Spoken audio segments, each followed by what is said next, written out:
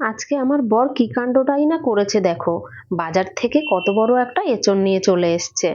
তা কি করব বলো, এনেছে যখন রান্না করে তো দিতেই হবে। আর আজকে ভাবলাম একটু অন্যরকমই রান্না করি। এই যে ভালো করে ছাড়িয়ে কেটে নিয়েছি লম্বা লম্বি করে। এবারে না ভালো করে ধুয়ে সিদ্ধ করে নেব প্রেসার কুকারে। এঁচোড়ের সঙ্গে কয়েকটা আলুও দিয়ে দিলাম। এবারে দিয়ে দেব বেশ পরিমাণে একটু হলুদ। হলুদটা দিয়ে সিদ্ধ করলে কষগুলো তাড়াতাড়ি বেরিয়ে যাবে। আর দিয়ে দেব সামান্য পরিমাণে নুন। আজ এই এঁচোড়টা দিয়ে বানাবো এঁচোড়ের কোপ্তা। হলুদ আর নুন দিয়ে উপরে একটু জল দিয়ে দিলাম। তারপরে সিদ্ধ বসিয়ে দিয়েছি। একটা সিটি দিয়ে প্রেসারটা একটু ঠান্ডা হলে তারপরে নামিয়ে নিয়েছি। দেখো ভালোই সিদ্ধ হয়ে গেছে। তারপরে ঝুড়িতে করে জল ঝরাতে দিয়েছি। জল ভালো করে ঝরিয়ে নিয়ে হাত দিয়ে ভালো করে চটকে নিয়েছি। এবারে এখানে দিয়ে দেব মশলা।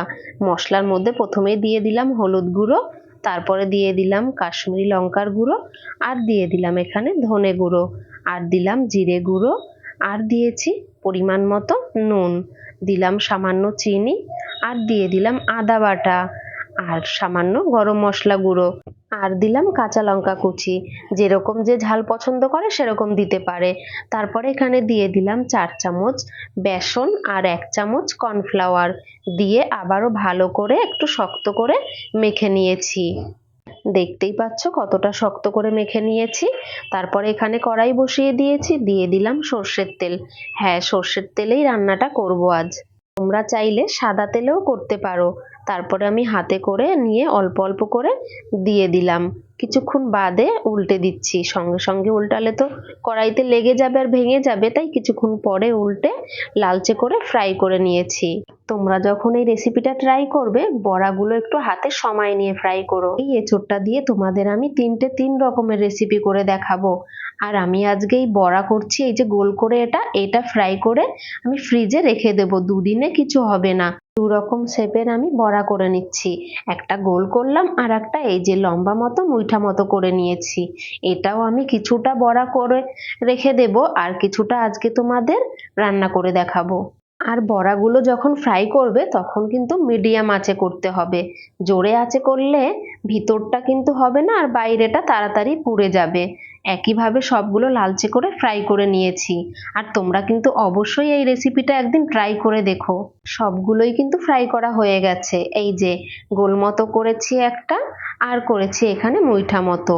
আর এবারে আমি কড়াই বসিয়ে দিলাম এখানে। তাতে দিয়ে দিলাম পরিমাণ মতো সর্ষের তেল।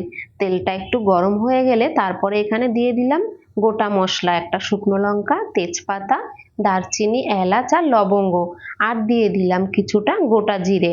একটু ভালো গন্ধ বেরিয়ে গেলে তারপরে এখানে কেটে রাখা একটা পেঁয়াজ দিয়ে দিলাম। পেঁয়াজটা বেশ বড় সাইজেরই ছিল। এবার পেঁয়াজটা লালচে করে ফ্রাই করে নেব। ফ্রাই করা হয়ে গেছে। তারপরে এখানে দিয়ে দিলাম রসুন বাটা। রসুনটা দিয়ে 10 সেকেন্ড একটু নাড়াচাড়া করে তারপরে এখানে বাকি মশলাগুলো দিয়ে দেব। দিলাম হলুদ গুঁড়ো, তারপরে দিলাম কাশ্মীরি লঙ্কার গুঁড়ো, সামান্য ধনে গুঁড়ো, জিরে গুঁড়ো, দিলাম আদা বাটা, আর দিলাম এখানে কাঁচা লঙ্কা চেরা, আর দিয়েছি টমেটো কুচি, আর দিয়ে দিলাম সামান্য পরিমাণে জল। এবারে মশলাটা কষিয়ে নেব লো আছে, যতক্ষণে না মশলা থেকে তেল ছেড়ে দেয়। মশলা কষানো হয়ে গেছে আর আমি আগে থেকেই জল গরম করে রেখেছি, সেই জল গরমটা দিয়ে দিলাম। এবারে মশলাটা জলের সঙ্গে ভালো করে মিশিয়ে দেব। জলটা একটু বুঝে দিতে হবে, কারণ বড়াগুলো তো জল টানবে। তারপরে দিয়ে দিলাম সামান্য চিনি আর স্বাদ মতো নুন। একটু নাড়াচাড়া করে এবার আমি ঢেকে রেখে দেবো 1 মিনিটের জন্য লো আছে। 1 মিনিট পরে ঢাকনা তুলে নিয়েছি। তারপরে এখানে ভেজে রাখা বড়াগুলো দিয়ে দিলাম। কিছুটা বড়া দিলাম, বাকিগুলো রেখে দিয়েছি, পরে রেসিপি করে দেখিয়ে দেব। এবার হালকা হাতে নাড়াচাড়া করে নেব। খুব বেশি নাড়াচাড়া করব না, তাহলে ভেঙে যাবে। 20 থেকে 25 সেকেন্ড পরে তারপরে গরম মশলা দিয়ে দিলাম। গরম মশলা দিয়ে আবারও মশলাটা ভালো করে মিশিয়ে নেব। রেডি হয়ে গেছে প্রায় মোচার কোপ্তা। এবার গ্যাস অফ করে স্ট্যান্ডিং টাইমে রেখে দিলাম। 5 মিনিট পরে নামিয়ে নিয়েছি।